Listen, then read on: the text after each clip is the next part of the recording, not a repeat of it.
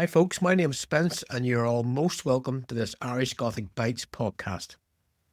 I've been looking back at some of our earlier full-length episodes at St. Patrick, where we talk about those deals with the devil and battles with the devil, those classes of culture, and also our Kelpie episode where we talk about those lonely, creepy waterways, lakes, and rivers. So I thought maybe a little bite-sized episode which could pull those two elements together. Right, I'm paraphrasing from a fantastic book by Mr. Bob Curran. It's called Banshees, Beasts, and Brides from the Sea. I would heartily recommend you check it out. I'll do my best to do Mr. Curran's work justice here. And I want to tell you about the Lake of Weeping. Okay, so there once was a priest in Lochgill, Father Mullen.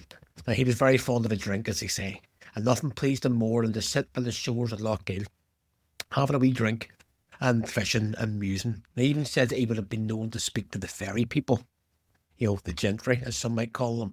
And that wouldn't be the done thing for a priest, but that was Mr. Mullen's want, and that's what he did. And the story goes that while he was sat there one day, who did he come across but the devil, the old gentleman himself? And the pair of them sat down beside one another. And Father Mullen was obviously keen to get the devil out of his parish. And the devil's always keen to get more souls into hell. So this is going to be an interesting encounter. So how are things with you? Asked the priest. I suppose you like the devil. Well, the devil said they're a bit slow, that you're doing far too good a job in this district. My compliments to you. But, we'll be missing a few souls out of hell this year because of your work, Mr. Mullen. Well, the priest took that on board and nodded to the compliment. And then he asked the devil, look, is hell really as bad as they say? The devil shrugged. He says, it's no worse than anywhere else, It's not fire and brimstone all the time. We have good grand times. There's killing, there's card playing, dancing, as long as you like. There's always plenty of potching, which is the Irish equivalent of moonshine. The cracks mighty from time to time, said the devil. And the priest nodded. And then he asked the devil, well, what about heaven? Is it really like paradise, like what they say? And the devil says, well, now it's been a while since I've been in heaven, but I've been cast out a long time, but it's probably all changed. But from what I remember, it was wild dreary, People just sat around. There was no wagering, there was no dancing, there was definitely no potching. They just sat around looking all angelic, singing hymns all the time. Where's the fun in that? I tell you what, it's not a place I wanted to spend a day, never mind all of eternity. Well, Father Mullen nodded again, the two of them getting along. Fair enough. Well, then Father Mullen asked him, look, is it true that you can turn yourself into anything? Transform yourself into anything? The devil says, I can, to be sure, he says. And the two of them sipping away at a wee drink, getting nice and cozy in one another's company, and the devil's maybe getting a wee bit woozy. I can take the form of anything, slurred the devil. Right, okay. Any shape you care to name, I can rightly. And so saying this, to show off, in front of Father Mullen, did he take the form of a goat?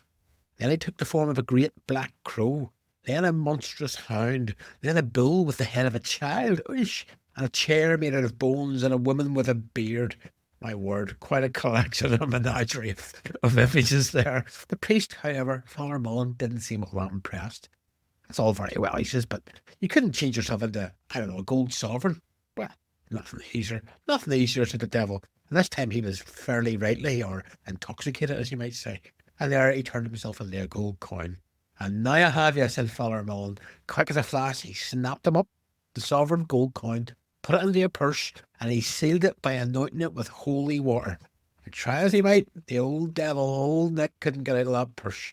I should have known better than to trust a priest, he shouted angrily. So you should, said Father Mullen. And he tossed the purse with the gold coin, the devil incarnate, into the waters of Lochgill. And they say that's where he's going to stay till Judgment Day.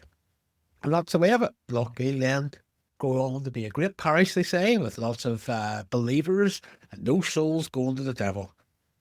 And they say that if you happen to be by that lake on a moonlit night, a lonely moonlit night, you might hear the crying, the weeping, and the raging of the devil below the waters of Lochgill, still trapped in that anointed purse. So be sure if you are on those lakes, you don't stop. And you certainly don't open the purse.